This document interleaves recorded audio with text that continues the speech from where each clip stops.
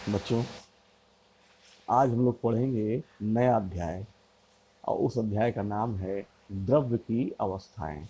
क्योंकि हम सभी जानते हैं द्रव्य की तीन मुख्य अवस्थाएं होती हैं। कौन कौन सी याद है सबको? ठोस, द्रव और गैस। तो सबसे पहले हम ठोस के लिए कुछ चीज़ें समझते हैं कि ठोस वह द्रव्य है जिसका आकार और आयतन दोनों ही निश्चित होते हैं। अब आते हैं दूसरा वाला इसका भाग, द्रव। तो द्रव वह द्रव्य है जिसका आयतन तो निश्चित है किंतु आकार निश्चित नहीं होता, क्योंकि यह जिस बर्तन में रखा जाता है उसी बर्तन का आकार ग्रहण कर लेता है। अब तीसरा पार्ट है द्रव्य का कि गैस वह द्रव्य है जिसका आकार और आयतन दोनों ही निश्चित नहीं होते। ठीक है। अब यहाँ पर आपको ध्यान रखने वाली चीज़ है कि द्रव और गैसें दोनों ही बहने वाले द्रव्य हैं। इसी कारण इन्हें लिक्विड फ्लूइड कहा जाता है। तरल, लिक्विड या तरल या फ्लूइड कहा जाता है। तो हम क्या कहेंगे? द्रव और गैसें दोनों बहने वाले द्रव्य हैं, अतः इन्हें तरल कहा जाता है।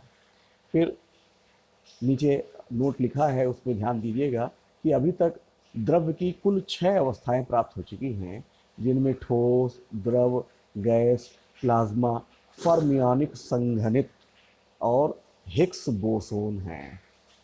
क्लियर हो गया? अब हम आते हैं द्रव की अवस्थाओं की तुलना करते हैं। ठोस, द्रव, गैस, ये तीनों इनकी आपस में तुलना करते हैं और ये बहुत ही महत्वपूर्ण क्वेश्चन है।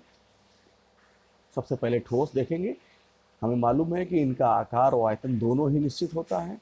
और द्रव में देखेंगे कि इनका आयतन तो निश्चित है लेकिन आकार अनिश्चित है। और गैस में क्या है कि आयतन और आकार दोनों ही अनिश्चित होते हैं। अब आते हैं ठोस असंपीड्य होते हैं। ठोस असंपीड्य होते हैं मतलब इसको समझ में आ रहा है कि इनको दबाकर इनका आकार छोटा नहीं कर सकते, इनको दबाया नहीं जा सकता ठोसों को।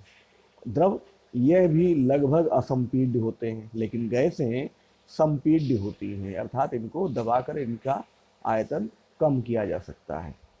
फिर है ठोस, ये गर्म करने पर फैलते हैं, क्योंकि इन गर्म करने पर इनके अणुओं के बीच में रिक्त स्थान बढ़ जाता है।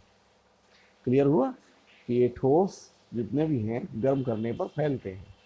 द्रवों में देखें कि यह गर्म करने पर ठोस की अपेक्षा अधिक फैलते हैं। और गैसों में देखें यह ठोस और दोनों से अधिक फैलता है। कब? जब इनको गर्म करते हैं। फिर है ठोस, इनमें बहने का गुण नहीं पाया जाता। द्रवों में ये बहता है, गैस ये भी बहता है। अगला है कि इसके कणों के मध्य सबसे प्रबल आकर्षण बल पाया जाता है। इनके बीच में जो आकर्षण बल है वो सभी अवस्थाओं में सबसे ज़्यादा होता है। द्रव में इनके कणों के मध्य जो आकर्षण बल है वो ठोस से तो कम है किंतु गैसों से अधिक होता है।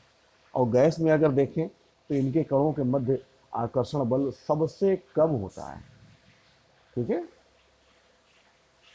फिर ठोस क्या है? कठोर होते हैं। द्रव कठोर नहीं है और गैस भी कठोर नहीं है। तो ये सबको समझ में आ गया।